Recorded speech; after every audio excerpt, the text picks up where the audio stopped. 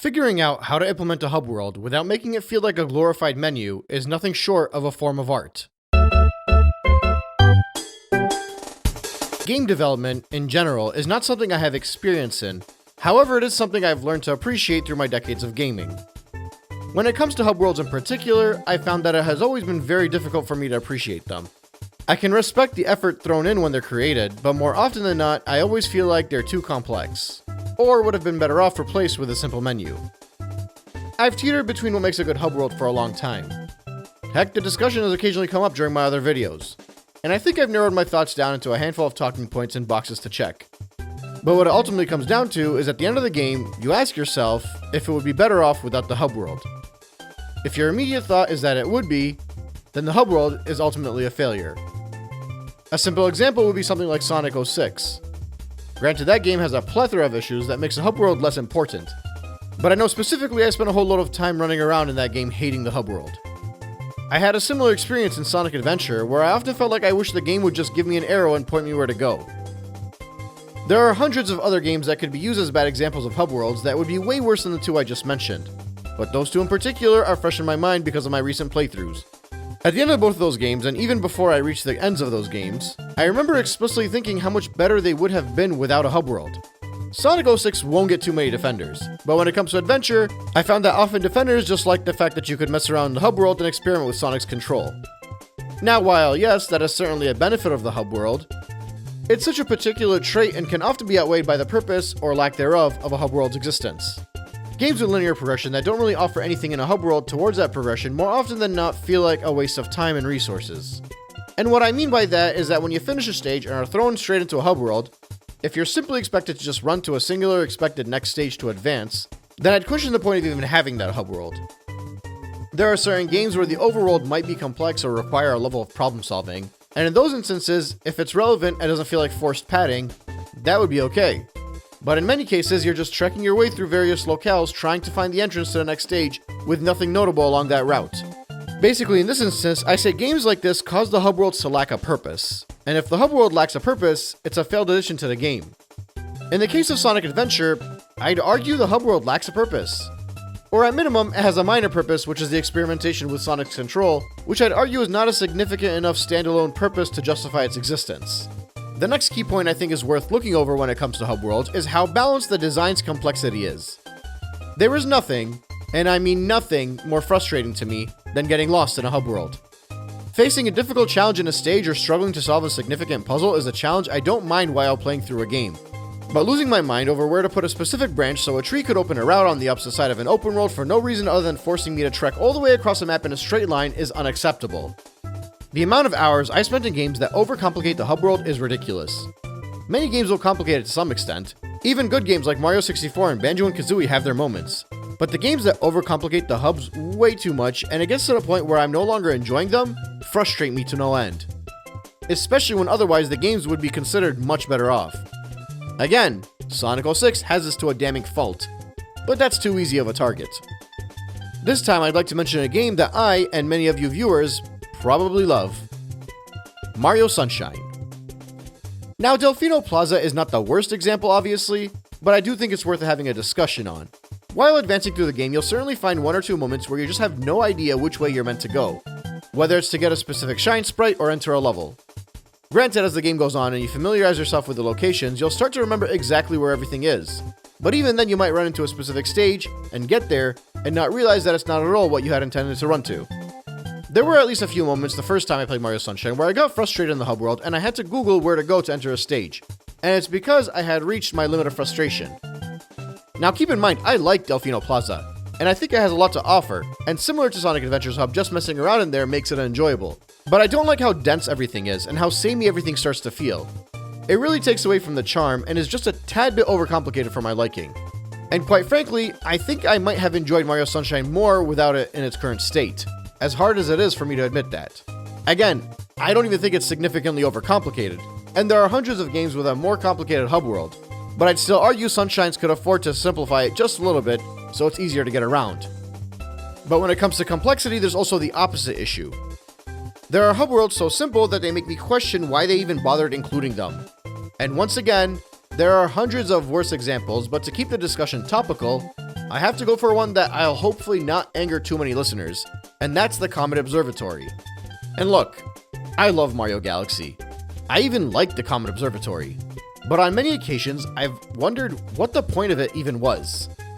Like, if you really think about it, what makes the Comet Observatory any better than the menu system they implemented in Mario Galaxy 2? I think the game designers realized that too while making the second game, which is why the sequel was limited to a menu. And heck, in Mario Galaxy 2, they still gave you the optional Mario head to mess around on the gravity gimmick, so they don't get rid of the whole benefit of screwing around with Mario's controls in a hub world that appears in previous titles.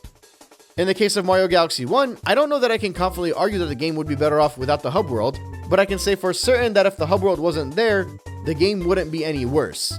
There are plenty of games where an oversimplified hub world actually just feels like a waste of time, and I'm not sure if I'm ready to make that statement about Mario Galaxy yet without doing a full video on the game. But like I said, I'm ready to say that if you completely remove the Comet Observatory, then the game wouldn't lose any value. And I think that is an indictment in and of itself. The next significant trait worth analyzing for a hub world is what it offers. In many collectathons, that could be whatever MacGuffin you're required to collect to reach the end of the game. In some games, it could be secret power-ups or hidden bonus stages that reward your curiosity. It could be puzzles or challenges that allow you to experiment with your character. And most importantly, it could be aesthetic and environment, and how well the game finds a way to make you enjoy exploring it. I think every game I've mentioned so far has at least a few of these traits to some extent. Sunshine has a secret shines and blue coins. Sonic Adventure has a few power-ups, but I especially enjoy the hub world where they throw you aboard Eggman's ship at the end of the game so you can explore his actual way of life with his robots and setup of his home in the sky. Basically, some of the best hub worlds have enough to offer that it makes the hub world itself feel like its own game to some extent. When you consider open world games like Zelda, Odyssey, and even Metroid, they don't really have hub worlds because their whole game is essentially a giant hub. But the games that have the best hub worlds have the traits from those games in their hubs. Games like Sonic Unleashed and Shadow Generations give you puzzles to solve and MacGuffins to find. They allow you to speak to locals in various areas that are interesting to traverse. They'll hide power-ups around you so that you can be rewarded for your exploration with a new ability to mess around with. This is probably the biggest X factor of a hub world. But if a game is able to make a hub world feel like its own fun game without having all of the negative complexities that I previously discussed, then at that point in time I could point to it and say, with confidence, that the game is so much better and much more enjoyable because of its inclusion. And that's ultimately what every hub world designer is looking for when they grind to make these games. And well, you probably figured out where I'm going with this by now, but I think Peach's Castle in Mario 64 is a phenomenal hub world. The castle grounds allow you to learn all about the movement and physics of the game. You get to experiment with climbing trees, slopes, swimming, and even monkey bars if you swing underneath the bridge. It's not unique since even the worst hub world allows you to experiment with the control and learn to interact with your environment, but it is the earliest and most iconic implementation of this philosophy. And it was critical not just for Mario, but for the entire gaming industry to get this right. The castle grounds in and of itself is where many kids spent their childhood. The hub world directs you through the game without obnoxiously holding your hand. You're outside, so naturally you'll walk in through the front door and get really the only semblance of the plot that exists in this game. Peach telling you to find her because she made you some cake. You'll find doors with stars on them that are locked and might notice one without a number. That one is not locked. There'll be nothing but a platform and a picture on the wall. If you're experimental, you might bump into the wall of the picture and notice it rippled, and hopefully figure out you can jump into the picture itself. Or you might have a discussion with some of the toads around the castle, and they'll nudge you in the right direction. When you get a star, you might figure out the doors with a 1 on them are unlocked. You'll also notice a door upstairs eventually that has 3 stained glass paintings. And if you experiment, you'll find a secret slide, which will open your eyes towards the other secrets around the castle. There'll be a couple of wooden doors that aren't locked that you can run through, and they'll take you to a locked door with a keyhole, similar to the door you noticed in the main floor. There also will be a boo that might bait you into following him down the hall into a courtyard with seemingly nothing there, until you get enough stars and you're able to defeat one of the boos to enter a stage. You'll get more stars, unlock more doors, find more secrets, and eventually, the door with a giant star on it will be accessible. You run through the door and see Peach. Sprint towards her because you're ready to save her. And all of a sudden, the picture has completely shifted to Bowser, and you're dropped through a trap door. Honestly, it's such a simple moment, but I remember the first time watching my older brother playing. He entered the room and we all started to shout, "Oh, it's Princess! Run to the Princess!" And then immediately we switched to, "Oh my god, no, it's King Koopa!" I imagine many others had similar experiences, but it's one of my favorite memories of this game. You'll defeat Bowser and get a key. You'll try to unlock the upstairs door, but it won't let you through, which will make you explore until you find the door down in the basement if you haven't already gone that way. You'll find a picture on the wall. You know what to do. You'll find some other doors too that'll either lead to stages or some random secrets, like 2 pillars that if you ground pound on them will drain the water around the castle grounds and allow you to re-enter the castle grounds. This not only serves as a secret which unlocks a new bonus stage which will lead to a power-up cap, but it also allows you direct access to the basement of the castle the next time you play. At one point you'll find a bunny and curiously chase it. Catching it will give you a star, but chasing it might make you run into a wall that will ripple the way the paintings do, allowing you to enter a stage. You might speak to a toad and get a secret star that'll make you go around to speak to all the toads, which will help uncover more hints and provide more secret stars. You'll certainly end up on the main floor again at some point and discover a light shining down where a bonus stage will unlock another power-up cap. You'll get enough stars to enter another Bowser stage, which is hidden behind the first star in a level you have to play through. You'll get another key and head back upstairs and repeat it all over again. More toads to speak to, more paintings to jump through, more rippling walls, a fun Easter egg where you can see the game's cameraman Lakitu flowing behind you, a fun art gallery of all the paintings to explore, another flight of stairs to the hardest stages in the game. You'll have to find a way to enter these stages since you can't use a simple jump to get in there. But this is so far along in the game, and you've already learned how to backflip and wall jump, so it's no issue. The final stage is a clock, and if you experiment, you'll figure out that depending on what time the clock has when you enter it, it'll change the pace of everything in that stage. If you decide to run through the top of the tower prior to having enough stars, the game won't lock you out. It'll let you in. You'll run up the stairs and figure out that you can't get anywhere. Endless sinister music that would naturally make every kid see if maybe they run long enough, they can get to the end. You might try for a while, but eventually you realize it's all pointless. Well, until you discover the backwards long jump, but that's a discussion for another time. With 70 stars, you'll be able to access the final fight, however. And with the final fight against Bowser, you'll have done it. You won. The game edges you in the right direction almost every step of the way. There will be points where you might get stuck. Maybe you can't catch a bunny rabbit. Maybe you didn't realize Toad will give you a star. Maybe the entrance to a stage is a bit too complex for you to figure out.